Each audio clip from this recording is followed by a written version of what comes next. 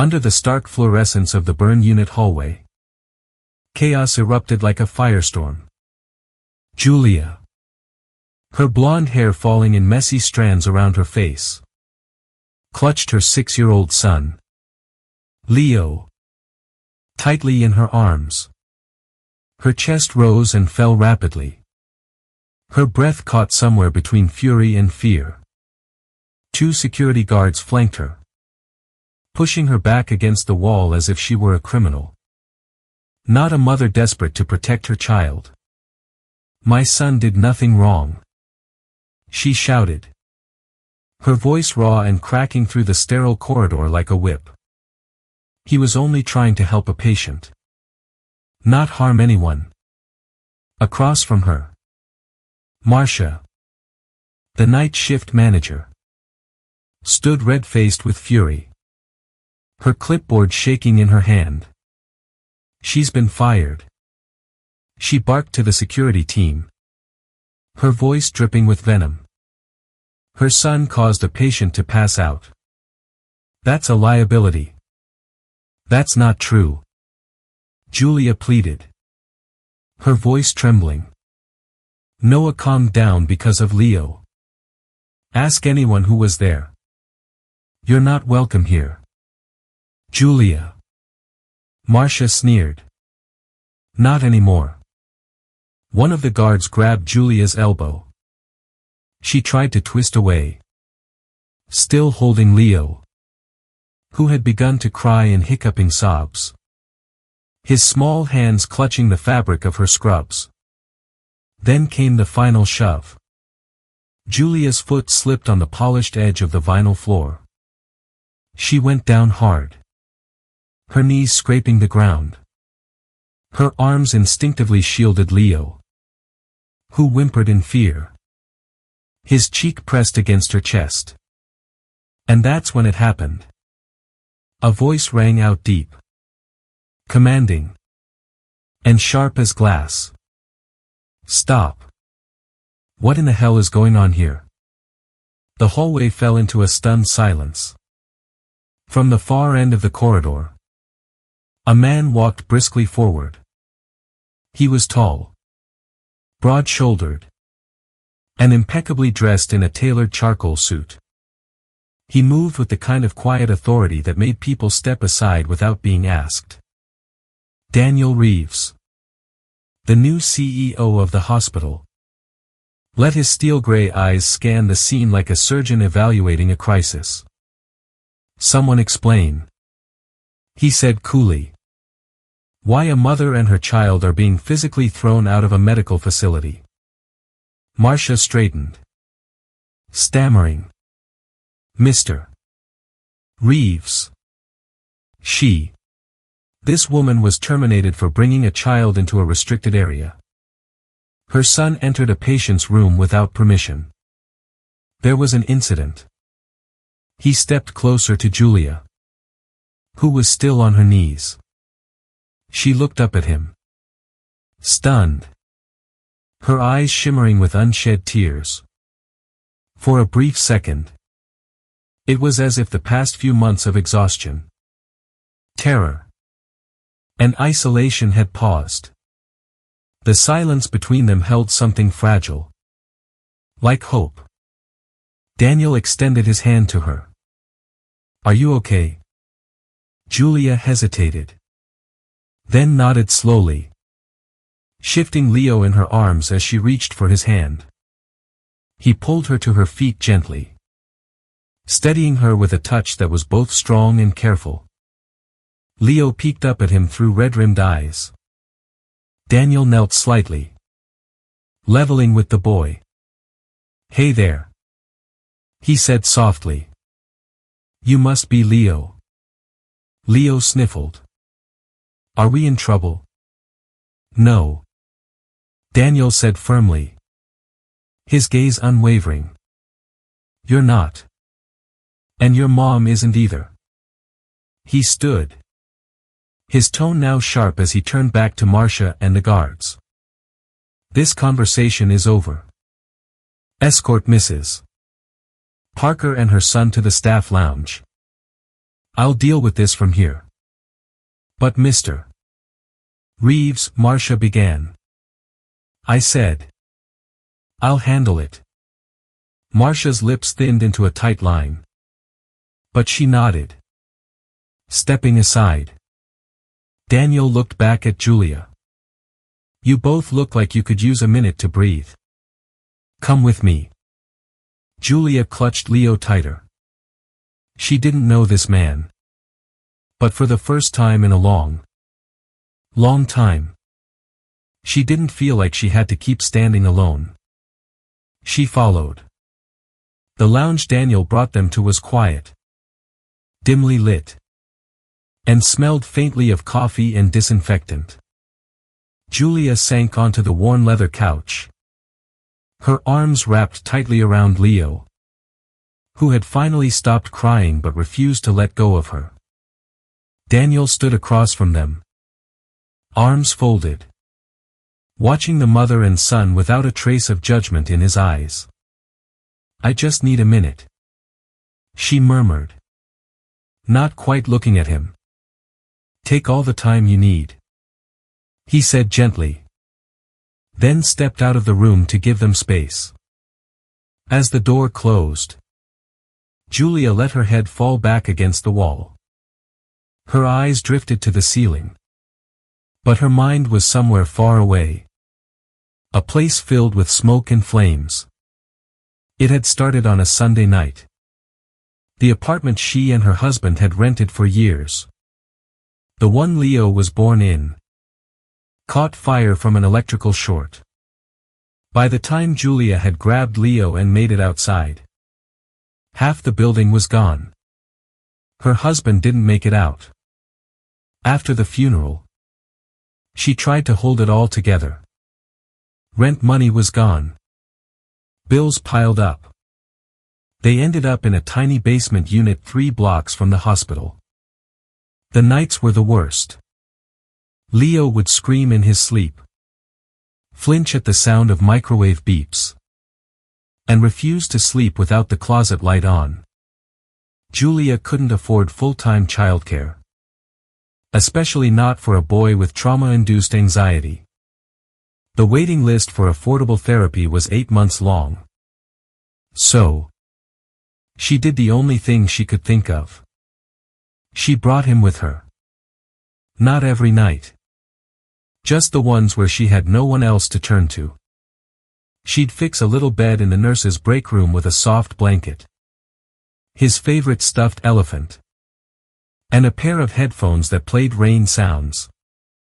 Sometimes he slept. Sometimes he didn't. But at least she could see him, check on him between patients, and whisper to him when he whimpered in his sleep. She never meant to cause trouble. But trouble always seemed to find her. From day one, Marcia had it out for her. She never said it outright. But Julia could feel the way her tone shifted when addressing her. The judgmental look during meetings. The little digs about emotional nurses. She called her out in front of others for being too attached to patients. For spending too much time reading to kids when there were charts to update. Julia tried to comply.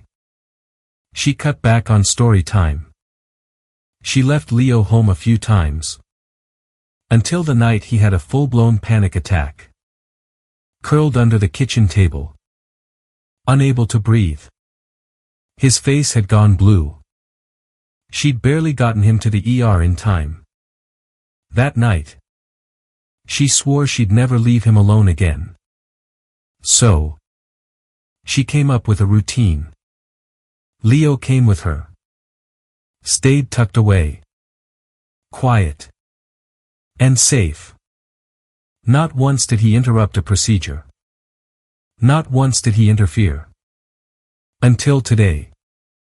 The day she was fired for it. Morning light had barely touched the hallway as Julia walked slowly. A cardboard box clutched to her chest. Inside were her meager belongings, a stethoscope. A photo of Leo in his superhero cape. And a coffee mug painted with Nurse Julia in shaky child handwriting. Leo walked beside her. Silent. Holding on to the hem of her scrubs. His eyes scanned the hallway. Anxious. As they neared the pediatric burn unit. The sharp sound of a child screaming cut through the air. Inside. A young boy named Noah thrashed on a hospital bed. Terrified. Noah. Please. A nurse pleaded. We just need to help you heal. He screamed louder. Flailing. Sweetheart. Let's keep moving. Julia began. But Leo pulled away and walked right into the room. Leo. No. She started. Frozen in the doorway. He sat quietly near Noah's bed. Digging into his backpack. From it. He pulled a crumpled sheet of paper and unfolded it carefully. I used to scream. Too. He said. His voice small but clear. Noah paused. Watching him. Leo laid the paper down. This is my robot. He has fireproof arms and cold feet. He carried me out when the fire came. I draw him when I get scared.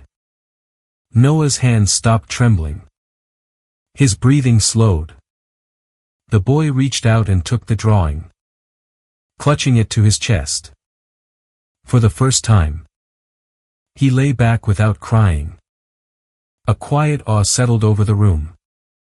Julia stood just outside the doorway. Watching with wide eyes. Then. Marcia's voice. Like a siren. Shattered the peace. What is going on in here? She stormed in. He was just helping. Another nurse offered. He calmed Noah down. I don't care. Marcia snapped. You're trespassing and endangering patients. Leo retreated behind his mother. The other nurses glanced at each other but said nothing. Afraid to challenge her. Security. Marcia shouted. No. Said a voice behind her. Everyone turned. Daniel Reeves stood in the doorway. Calm but commanding. His gaze locked onto Leo. Then to the drawing Noah still held close. I'll handle this. He said. Marcia opened her mouth to argue. But he silenced her with a single look. Daniel stepped into the room and knelt beside the bed. May I see your drawing? He asked Noah gently. Noah nodded and handed it over. Daniel studied the Picturia bold robot shielding a stick figure boy and turned to Julia. Then Leo. He stood tall. This child didn't endanger anyone. He said clearly. He reminded someone how to be brave. Back in the present. Julia sat with Leo in her lap. Holding him close as his breathing slowed into the rhythm of sleep. His little fingers clung to her sleeve like ivy. Daniel returned with a bottle of water. A blanket. And a warm towel. He handed them to her without a word. Then knelt down to Leo's level. Gently brushing a damp strand of hair from the boy's forehead. He's exhausted. He said quietly. Julia nodded. Tucking the blanket around Leo. It's been a hard few months. Daniel sat in the chair across from her. Elbows resting on his knees. You don't have to explain now. But I would like to understand. Julia hesitated.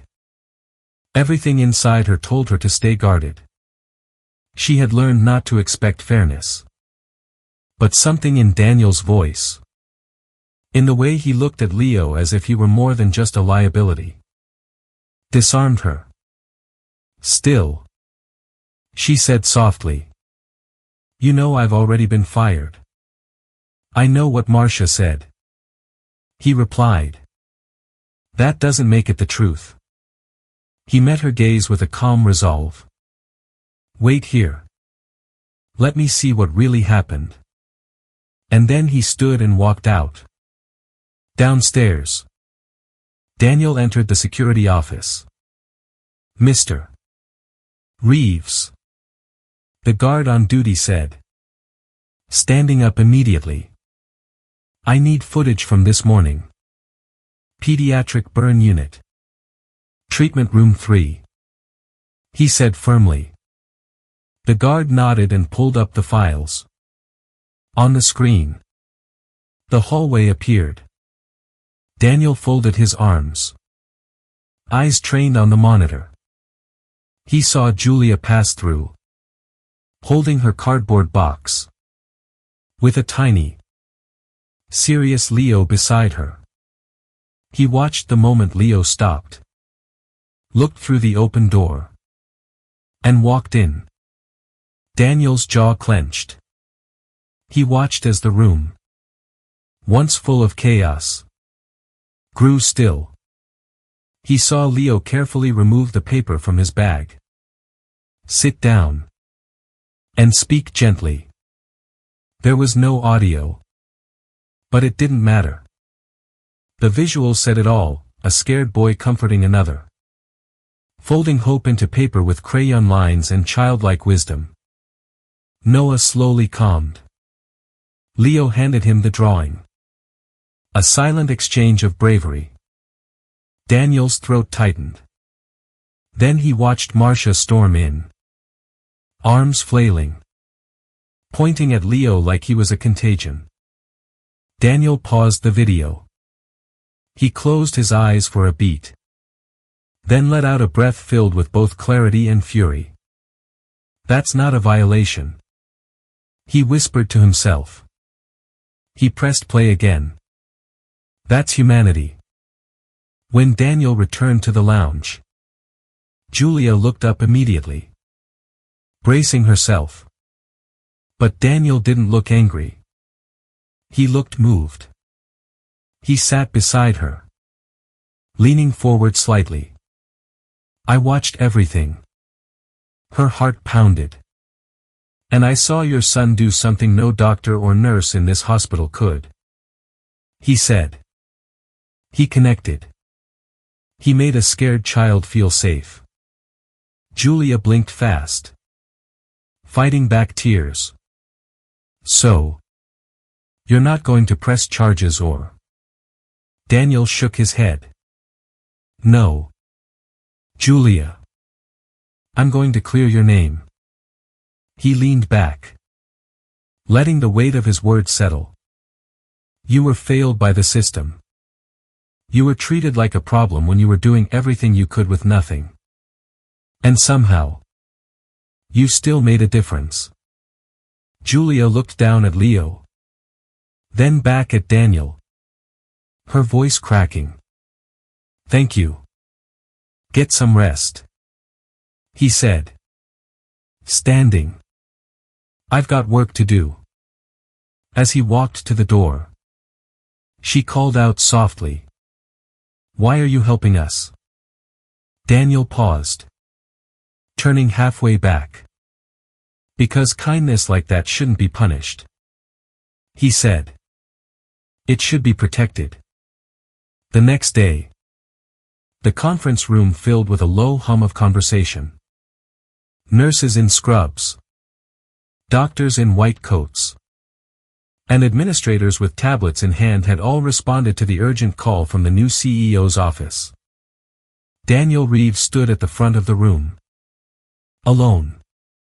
His sleeves were rolled to the elbows. His suit jacket draped over the back of a chair. Behind him. The large screen showed a paused video still, a young boy sitting quietly beside a hospital bed. Holding up a crumpled drawing. This. He said. His voice quiet but resonant. Is not a disciplinary meeting. This is a mirror. And what we see in it will define who we are. He pressed play. The room fell silent as they watched the scene unfold. They saw Leo walk into the burn unit. Unprompted and unafraid. They saw his soft movements. The way he sat down gently. The way he unfolded his drawing. They watched as the terrified patient, Noah, began to settle. The moment his tiny hands clutched the robot drawing to his chest was unmistakable. The video ended. This child, Daniel said clearly, offered a trauma patient what our trained professionals could not. Not because we lack skill, but because sometimes what heals us most is presence. Leo brought something into that room that no procedure or protocol could. He brought empathy. He brought his story. And that story saved someone. He paused. So let me ask all of you, who here believes what he did was harmful? The silence was thick. Then a voice rose from the back. It was unauthorized. Marcia said. Her tone clipped and defensive. A child in a sterile treatment space. It was a risk. A wave of quiet murmurs rolled through the room. Then one of the senior pediatric nurses stood. With respect. Marcia, she said. For the first time in 3 days. That boy let someone change his bandages without screaming. That didn't happen with us. It happened because Leo made him feel safe. Another added. He didn't interfere. He connected. That's what Julia taught him. How to be gentle. How to listen. Daniel gave a small nod. Thank you. He turned back to the front of the room. As of this moment, Nurse Julia Parker is reinstated to her full position with no disciplinary action. She should never have been punished for choosing to be both a nurse and a mother. The applause started slowly. Then grew steady and strong. And we're not stopping there. Daniel continued. Today, we begin something new. A creative therapy room will be opened. Modeled after what Leo showed us. A safe space for children to heal through expression with art. With story. With compassion. And it will be led by Nurse Parker. This time. The applause roared. Julia, standing near the sidewall, blinked rapidly. Her eyes filled with tears. Daniel looked at her. Not with pride, but with deep respect. A child had reminded them of something fundamental.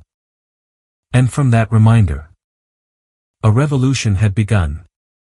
Later that week, Julia arrived early to set up the new space.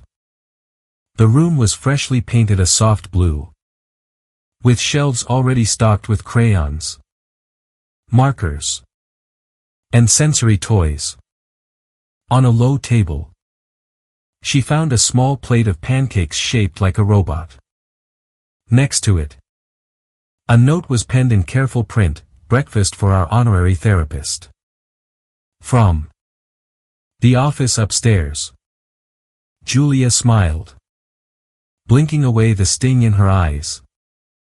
For the first time in a long while, she felt like she was standing in a place built from grace. Not just duty. In the weeks that followed, Daniel became a quiet presence in the therapy room. Twice a week. Without announcement. He'd show up. Roll up his sleeves. Sit on a tiny floor cushion. And color with the kids. He never made a show of it. But Julia noticed. Leo noticed. 2.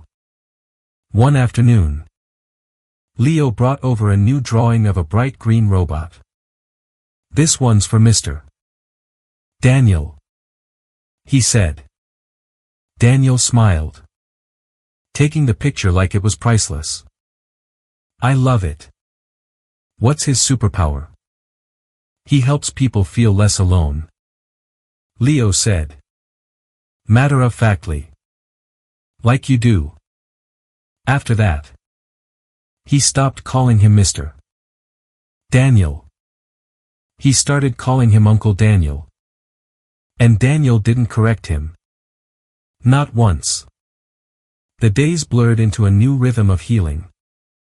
Daniel's quiet acts of care continued. A warm blanket and tea left for Julia after a double shift. A gentle insistence she get checked out when he saw her stumble from exhaustion. One evening, he arrived to find her asleep in a beanbag chair. He laid his blazer over her shoulders and sat down to color with Leo.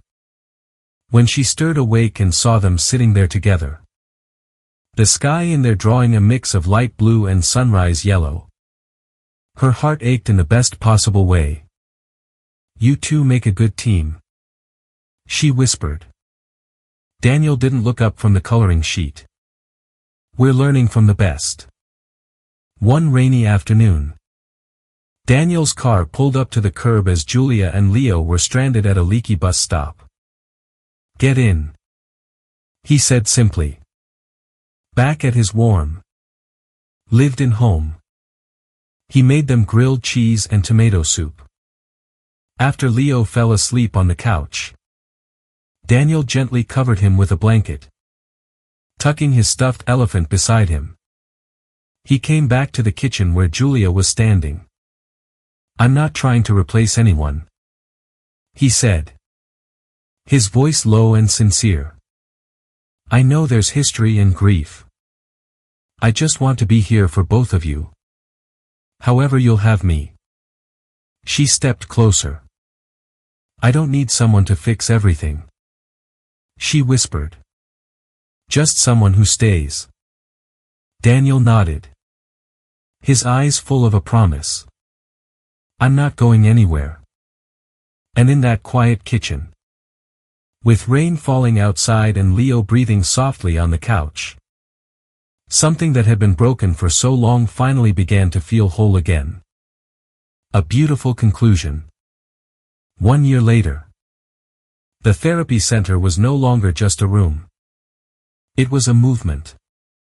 Hospitals across the country were replicating its design, inspired by the gentle courage of a child who had once drawn a robot to keep fear at bay. Julia, now a respected voice in pediatric care, had found her strength. Not by burying her pain, but by transforming it into a force for healing. Life had found a gentle rhythm. The days were for patience. The evenings for bedtime stories. Simmering pots of soup. And the sound of Leo's laughter echoing in the hallway of the home they now all shared. For Leo's 7th birthday, they threw a party in the therapy center. The theme was space and robots. A towering robot piñata stood as the centerpiece. As Julia watched Leo flit between friends, his birthday crown slipping over his eyes, she caught Daniel's gaze across the room. He was smiling, a look of pure contentment on his face. A reflection of the life they had built from fragments of fear and hope. After the cake, Daniel called for everyone's attention. There's one more gift, he said, handing Julia a small, leather-bound notebook. On the cover, protected by a thin lamination, was that familiar, worn crayon drawing, Leo's first robot. Its fireproof arms outstretched. Her breath caught. She flipped to the final blank page. Printed there in Daniel's neat handwriting was a single, simple line. Let's keep building this home together. Will you marry me? Tears filled her eyes. He didn't kneel. He just stood there, steady and resolute, as he always did when it mattered most. I never thought healing could look like this, She whispered. Neither did I. Daniel replied. His voice soft but certain. But you made it possible. She nodded. Her heart full. Yes. Yes. I will. Cheers erupted around them. Leo rushed forward, hugging them both. His robot crown askew and his grin radiant. We're a family. He cried. The wedding was held a month later. Right there in the therapy room. The walls were strung with paper flowers and hand-painted signs made by the children. Julia wore a simple ivory dress. Leo walked down the aisle ahead of her, carrying a ring pillow shaped like a robot. And when he reached the front, he looked up at Daniel with a proud grin. Ready, Dad? Daniel's eyes welled with tears as he knelt to hug the boy tightly. Their vows were short and honest. A promise not of perfection, but of presence. I choose you, they said to each other. Every day. Afterward, as the sun began to set, the three of them walked out into the hospital garden. Each carried a balloon with a drawing clipped to its string. Leo's showed a house with big windows and smiling stick figures inside. Julia's was a sketch of the therapy room filled with children's laughter. Daniel's was the robot, now rebuilt, stronger, and smiling. Together, they released them into the sky. As the balloons drifted upward, their drawings fluttered like little flags of everything they had endured and everything they had rebuilt. On the back of Leo's drawing, written in big, crooked letters, were the words, "Home is where love stays, not where it starts." They stood there a moment longer, arms around each other. A family forged not in the absence of hardship, but in the heart of it. And as the last balloon disappeared into the golden light, their laughter rose up. Too soft, real, and beautifully unafraid. A home built not by perfection, but by presence. And by one small boy with a robot and a heart big enough to heal them all. Thank you for watching this heartwarming story of resilience, quiet love, and the extraordinary courage of a little boy who brought a family together. If this story touched your heart the way it touched ours, we invite you to become part of our community.